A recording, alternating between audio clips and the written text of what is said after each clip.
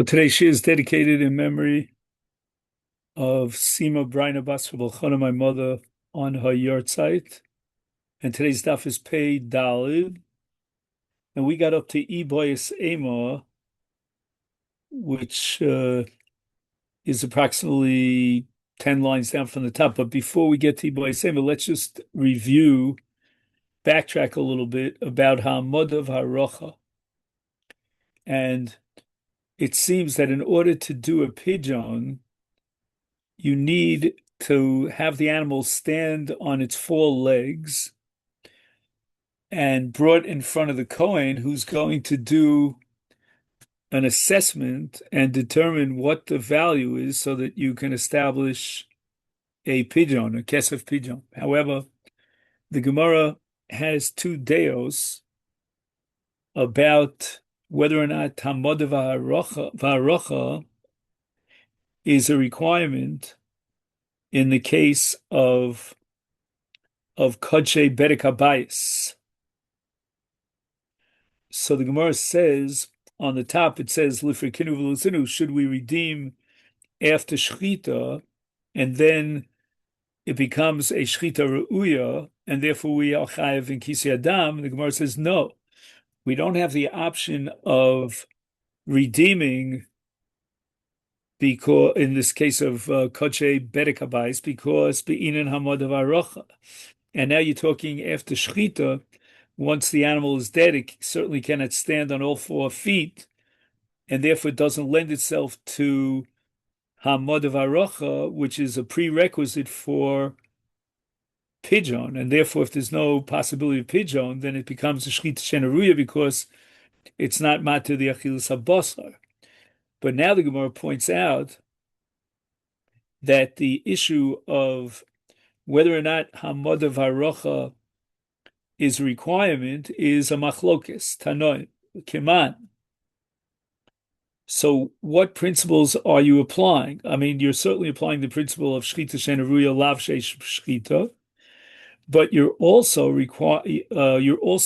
adding another premise, and you're going according to that shita that holds that hamod of arocha is a prerequisite with regard to pidyon of kodshe bedek habayis.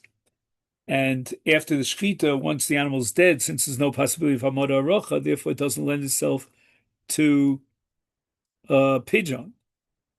So now the Gemara is saying, well, which Tana are you going according to? Who's the one who says that even in kodshe bedek habayis you must have the possibility of harocha and hamoda?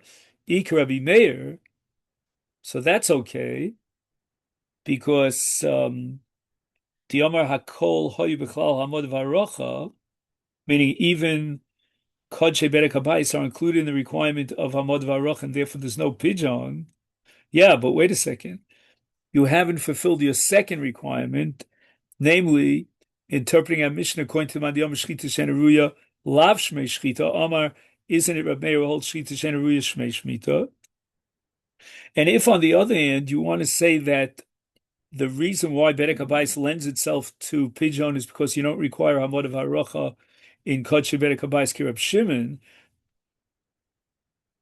the Omar Shchita Sheina Ruya Loshma Shchita, however, Omar Lo Hayu B'Chlal Hamod of Harocha, that Kodshe Bedek Habayis was never included in the requirement of Harocha V'Hamoda. And therefore, according to Reb Shimon, we have no doubt that the shechita is called the shechita re'uya insofar as it would be matter the basar if you were to be poda the hegdesh of Bedek Habayis. Amar Rav Yosef Rebbe, there's a third shita, and Rebbe accepts the two principles that we need here, v'nosiv le'aliba de tanoi, and he goes and takes various tanoim. He doesn't see that the two issues are interdependent. B'shchita shenaruya savalak Rav Shimon, hamod v'arocha savalak Rabbi Meir. So therefore, if you're going to tell me that according to Rebbe, you accept the principle of Rav Shimon that shchita shenaruya lav shmei shchita, so that the shchita that would generate a chiyuv of kisi adam would have to be a shechita that's mat to the bossa. Well, in this case, the shechita cannot be mat to the bossa because Rebbe holds like Rebbe Meir that even an animal that is only kodesh b'kedushas bedek habayis, nevertheless it requires for pigeon hamodav arocha. And since the animal has already been shechted, then there's no possibility, therefore, of hamodav arocha. You can't stand up the animal after it's dead. Therefore, you can't be mat to the bossa through pigeon because pigeon is not an option. Iboy Sema. So this is where we want to start for today. And the Gemara wants to offer an alternative answer to the question that if we're talking about Kodesh Bedek Habayis, why is it excluded from Kisei Adam? So the answer is Kula Rab Shimon he. The Mishnah reflects the sheet of Rab Shimon, who holds against Rabbi Meir that in Kodesh Bedek Habayis there's no absolute requirement of Hamod Varocha, which means that you could be Poda Kodesh Bedek Habayis, which therefore means that the Shechita was matir together with the pigeon an Achilas Abosar, and therefore becomes Shechita Haru'uya. And if that be the case, it should generate a chiyuv of kisei adam. Shani hocha. Why is there no kisei adam? Ti omar kra v'shafach v'kisa. The Torah requires that immediately after the blood is spilled, when it pours out of the neck of the animal after shechita, immediately the kisa, do not pass go, do not collect 200, which means that nisha ena mechusa el shvicha kisui. All you need is the dam comes out, and after the dam comes out, then immediately you cover the dam. Yotza zeh, but we're going to exclude this case of Kodesh Bedek Habayis because in Kodesh Bedek Habayis the shechita per se is not sufficient. So after the shechita, you're going to need not only that the blood comes out, but you're going to also have to require pedia because otherwise there's no heter for the achilas basa and the shechita is eneruya, and therefore it's mechusa shvicha pedia v'kisa. So it's not that you go straight from shvicha immediately directly to kisui, but rather you have to stop in the middle. You make a middle stop, and that is pigeon. So the Gemara says, wait a minute, hashta diosas lahachi. If now you're coming to the conclusion that in the case of Mukdashim, there is no Kisei Adam, and you wanted to ask a question, why is there no Kisei Adam? And you remember we went through a whole thing yesterday in yesterday's daf that you could be machaseb, be on top but not on the bottom because it's going to be a chatzitza from the Mizbeach for the Hazas Hadomim. Forget about all that. Afilu tema kodesh mizbeach. We could even go back to our original premise that we're talking about kodesh mizbeach, and we rejected that because we said you can't do the kisei adam, and then we said, well, all right, if you can't do the kisei adam bilamata, at least you can do the kisei adam bilamala.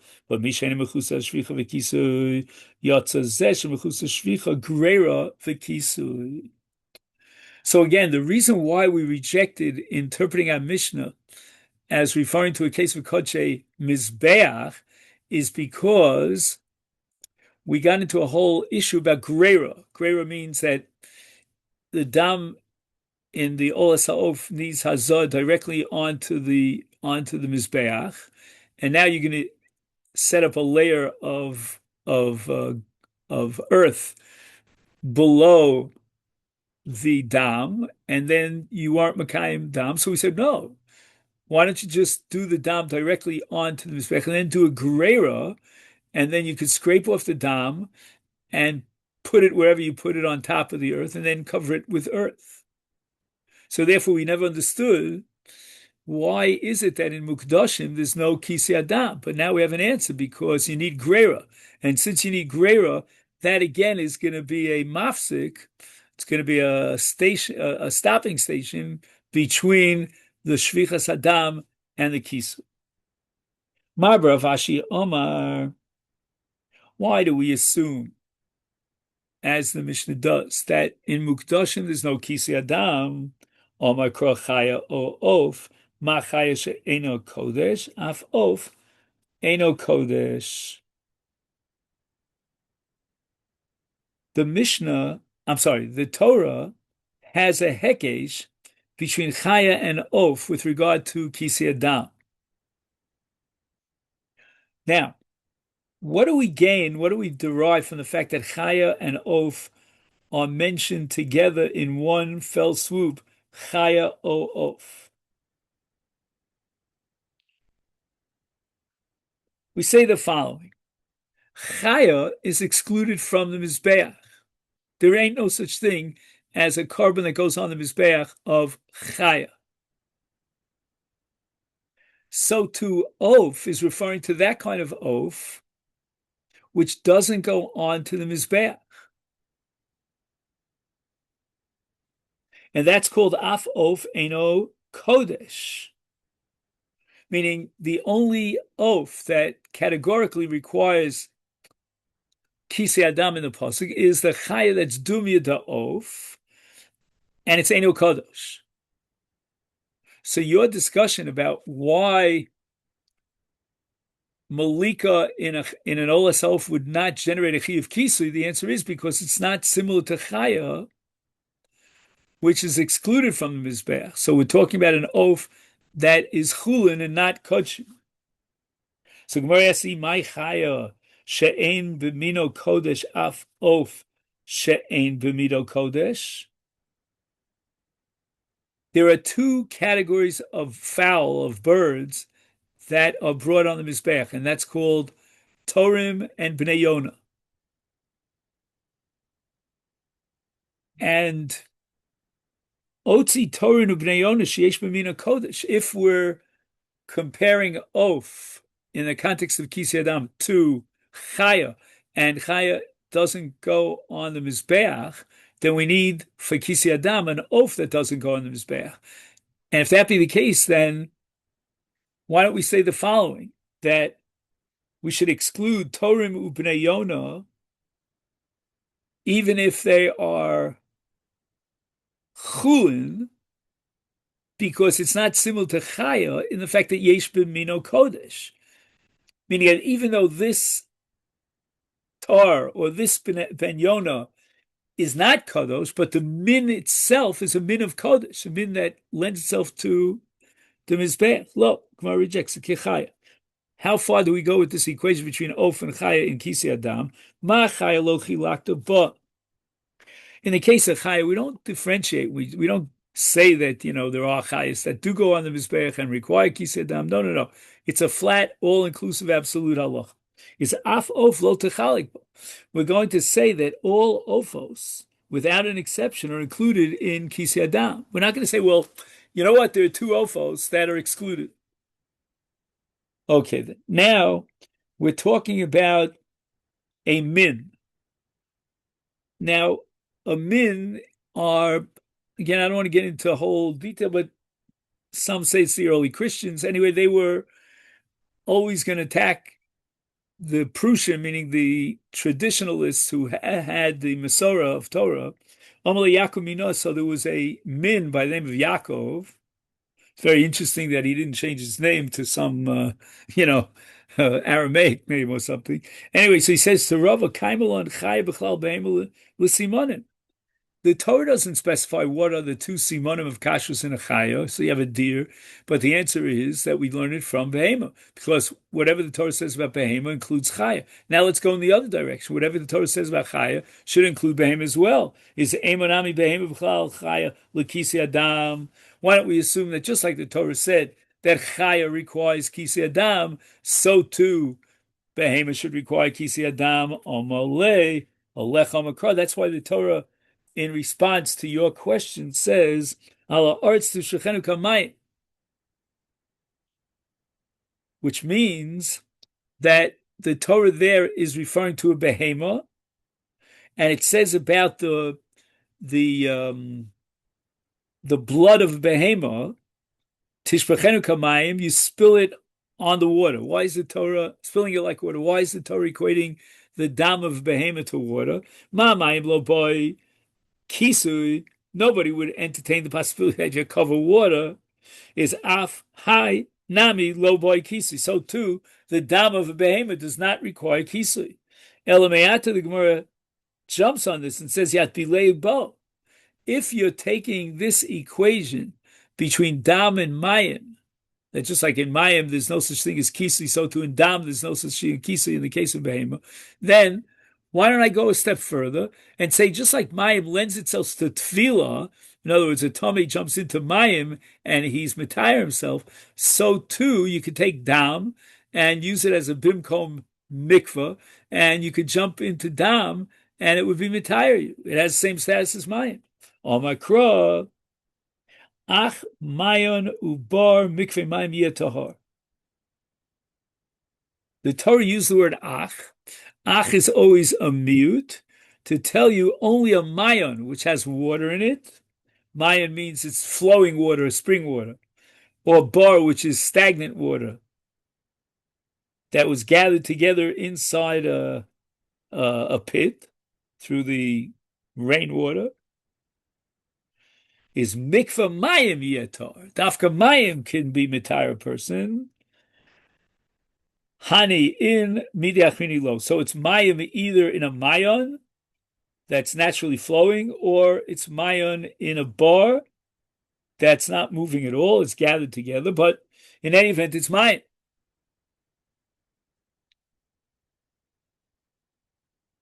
And I think that this drush is based on the additional words mikveh mayim, because we know already from mayon and bar that we're talking about mayim. So why did the Torah have to add mikveh mayim? Gemara asks v'yema hani milim ute shar mashkin delo ikrumayim aval dam dikrumayim hachinamen. Maybe when the Torah goes out of its way to say mikveh mayim, it's coming to exclude 6 out of the 7 mashkin, but those are the mashkim excluding dam, but dam was equated by the Torah ala arts to shechanu kamayim kimayim, and therefore dam was never excluded from this miyut of mikveh mayim v'lo shar. And where answers trey mute ksiva mayim ubar mayim. We're going to take the word mayon and we're going to attach it to the word mayim. We're going to take the word bar and attach it to the word mayim. And therefore we have 2 miyutim. It's got to be the mayim of the mayon, or it's got to be the mayon of the bar, but it can't be any of the other liquids. They can't be used to purify a tameh, whether it be shar mashkin or whether it be dam.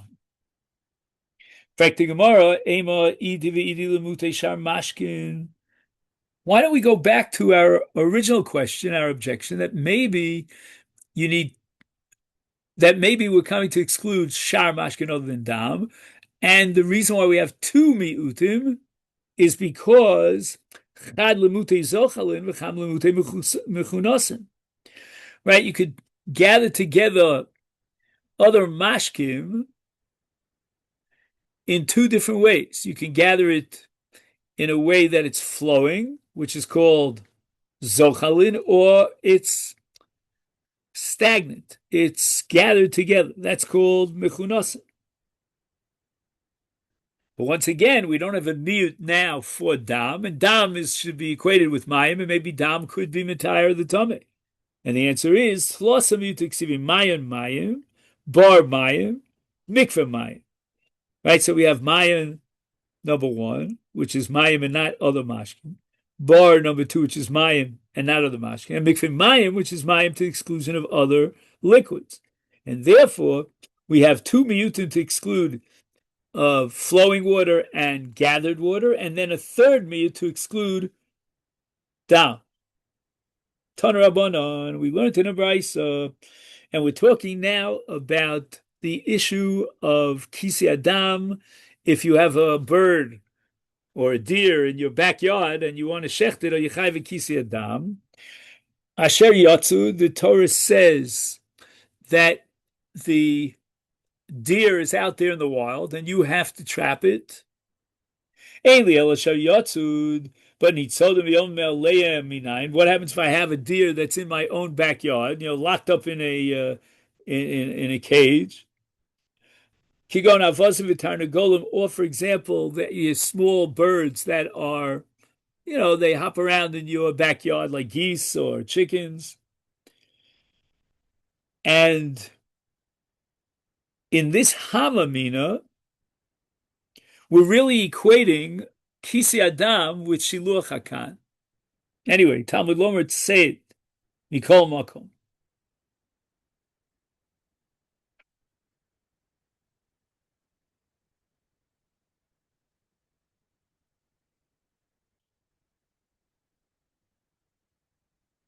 So there's an extra word, say it.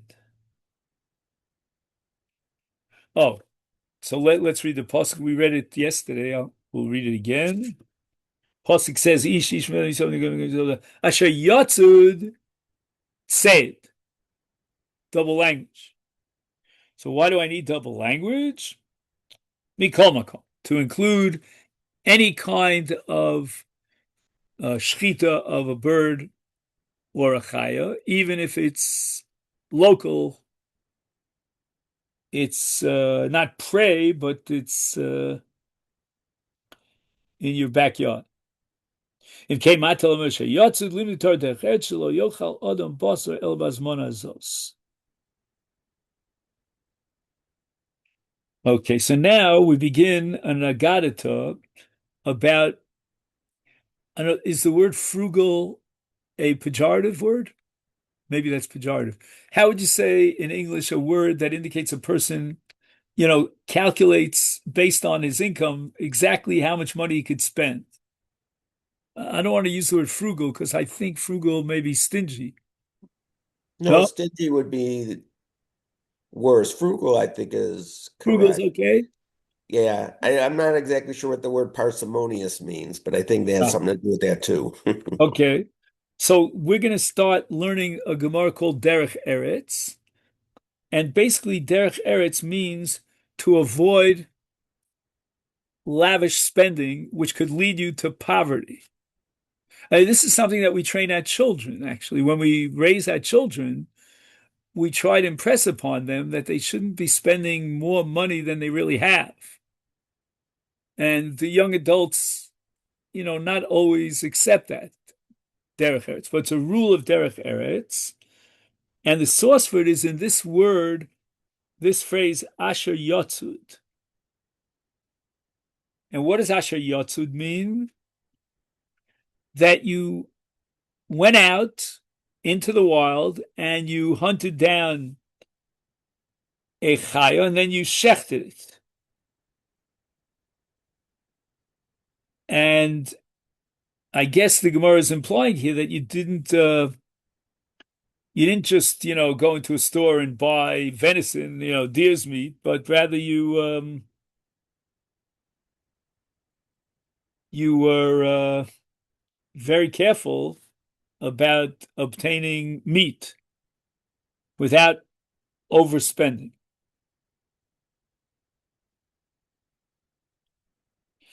Now, the word hasmana here in the Gemara means preparation.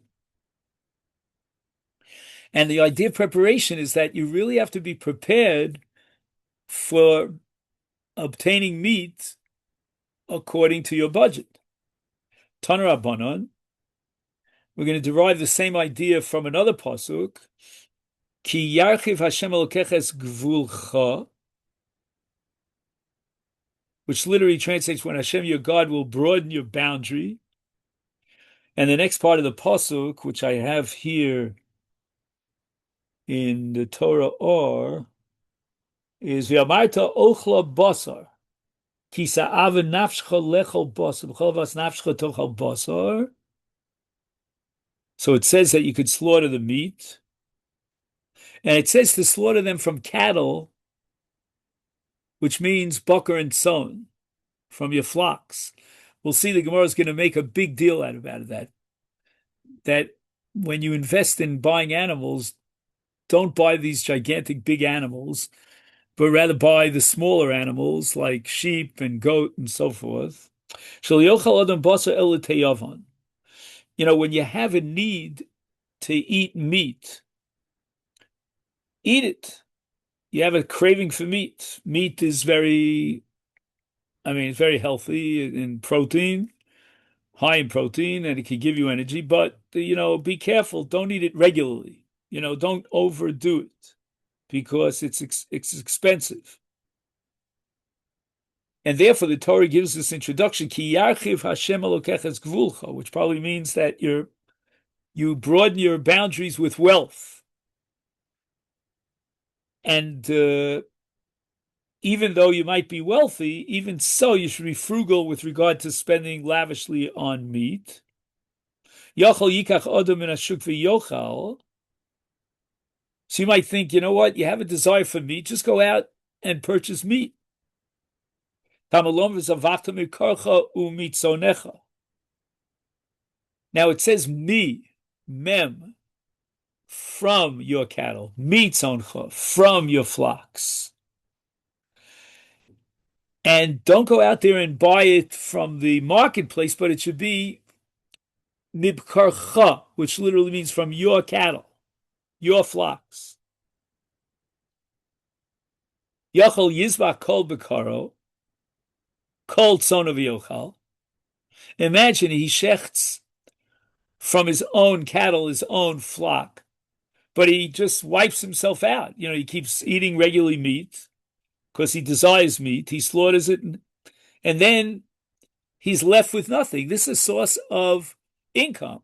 Talmud lo mikarcha v'lo kol b'karcha v'tzoncha v'lo kol b'karecha mikan omer Rabbi Lozman esari mishesh lomana yikach lefaso litro yarak. Now, Rabbi Lozer ben Azari is going to give you a whole, let's say, stage by stage development about, the budget that you have, the income that you have, the liquid assets that you own, and don't spend lavishly on expensive food, but rather buy yourself a pot of vegetables. So that's a person who has a mana. Mana means he's got 100. Asara mana, but if he has 10 mana, means he has 1,000. Okay, then we could upgrade him. Yikach lefaso, faso means his pot. Litra dugim. So dugim, obviously, fish are a lot more expensive than vegetables. But he's not yet ready to spend money on meat. In those days, and this was true in my youth as well, fish was a lot less expensive than meat. I don't know if that's still true today. I'm not sure. Anyway, Chamisha mana, this guy's a rich guy. He's got 50 mana. Is yikach lefaso litra bas. Mea mana, if he's really wealthy, is yishpetu lo keder b'chol yom. Right? The word yishpetu is indicative of a very small pot. That's what they used to cook on. And on a daily basis, he can afford eating meat. And if he desires eating meat, then even on a daily basis, he's allowed to eat meat because he has enough money in the bank to afford it. He's got mea mana.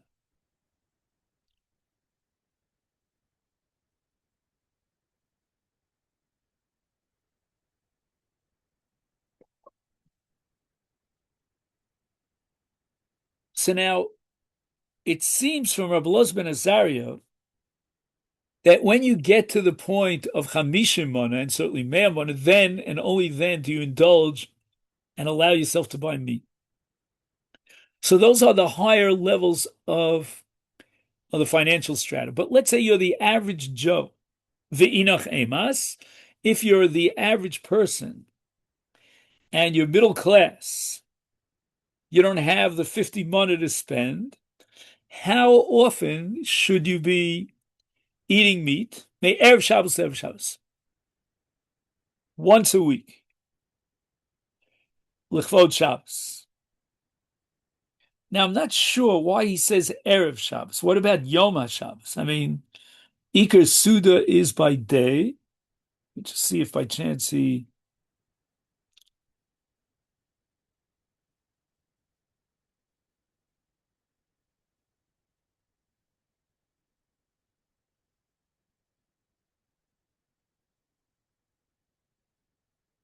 I don't know. I think what he's saying, Erev Shabbos, means that's when he buys it. but he buys enough meat for both seudos of Shabbos. That's my opinion. I don't see that anyone is bothered by this question. Now, I would add another point over here: Shabbos and Kolskein Yontif. Why? Because in Yontif, the Torah says v'samachta b'chagecha, and the Gemara says ein simcha below basar below yain. Now later on in the sugya for today, Mirza Hashem on Amid Beis, we're going to have the opposite, and that is there's certain things that we can be more lenient on Yontif than we are on Shabbos, and Shabbos is more chomer. But I think with regard to meat, we dafka have to be more machmir on Yontif. And the Gemara doesn't even mention this because it's understood with the Kal V'chomer. Omar Rav, tzrichim on alochush l'divrei zaken. Now, I think the zaken here, which is called the elder, is Rabbi Elazar ben Azariah. And Rav is advocating that we follow his recipe instead of indulging too much in buying meat, because we can't afford it. Omar Rabbi Yochanan, Abba. Now, the word Abba, we had a long discussion about this earlier in Masechta Chullin, is either a shem kavod, it's like an honorary name for Rav, or maybe Rav's name was Abba.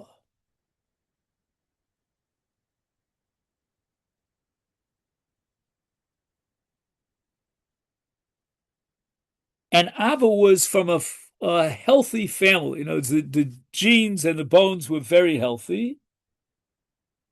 And therefore, someone like Abba could sustain himself on vegetables and on fish. If you're healthy and you're strong, and you do your daily exercises, and you take your vitamins and everything else, then maybe you don't have to eat so much meat. But Anan, Abba could go Anan, sheyeshlo pruta b'sol kiso yitzeru l'chenvoni.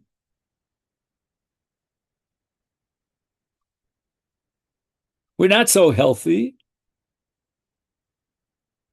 And maybe we should allow ourselves to spend a little bit more money to make sure that we have the proper food.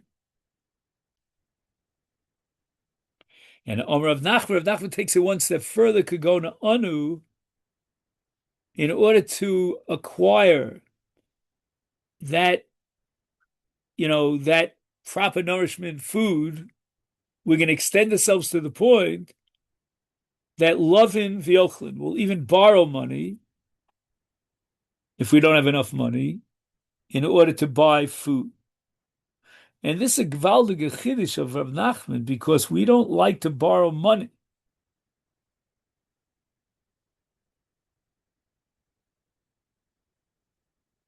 Rabbi Yochanan didn't go as far as to say we should borrow money. Rav Nachman, maybe because he was chronologically in a later generation of Rav Nachman and Rabbi Yochanan, he was even weaker, Niskatnu Adoros, then they had to even borrow money if necessary.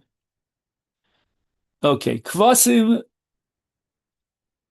Lilvushecha. Okay, this is a pasuk in Mishlei. We'll read the whole pasuk. Lilvushecha, Kvasim Lilvushecha, Mechir Sada Atudim, B'dei Chalav, Chalev, Izim, Lachmecha, Lechem, Beischa, V'chayim, Linarosecha. Anyway, this is all about how to sustain your family by owning lambs, kvasim.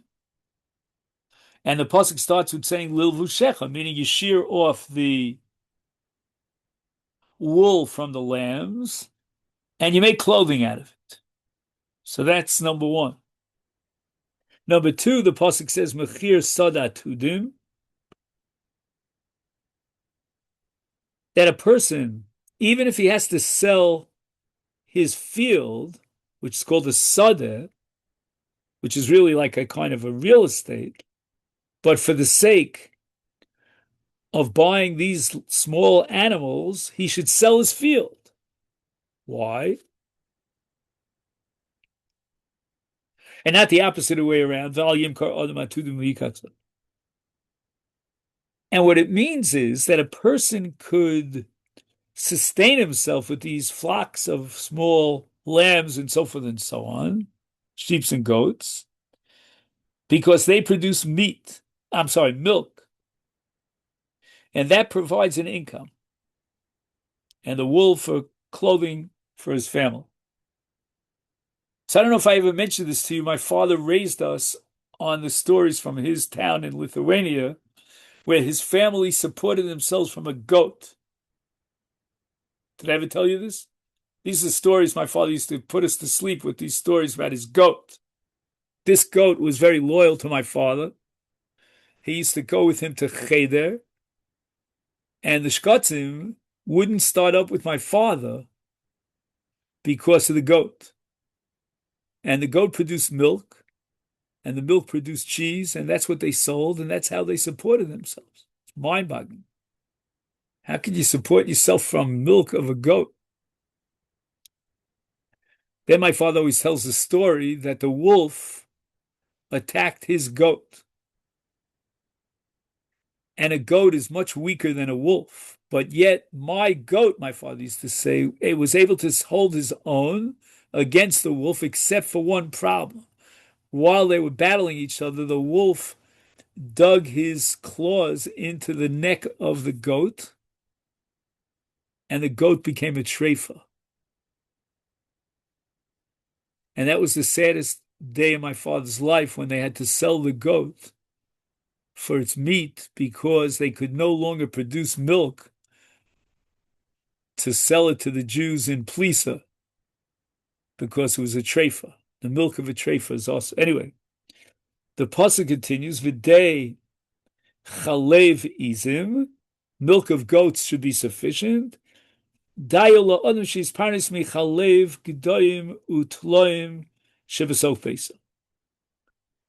he doesn't slaughter these animals, he keeps them alive, and he gets milk from them, and he sells the milk for his income.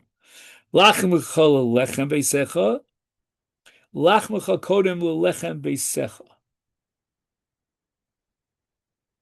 what does that mean?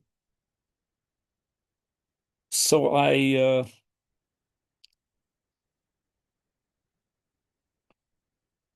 give a mashal. You'll remember that when you get on an airplane and they give you that whole recording about what happens if there's low pressure and so forth and so on, and the thing pops out, and they always say, you, the parent, will, if you're you're traveling with a child, cover yourself first. So that's what he says here from the pasuk, that if there's a limited amount of food, first make sure that you eat the food, and then go ahead and feed your household. V'chaim l'narosecha, Omer Razucha Breder of Nachman, Tein chaim l'narosecha. Right, give life to your na'arut. Na'arut means your younger years. And what is that teaching me? Mikan limdator derech eretz shlo yilamid adam es beno basar v'yayin. Don't teach your son to be rugil, to be accustomed to eat meat and drink wine. In other words, basically, teach your children to be satisfied with the basics.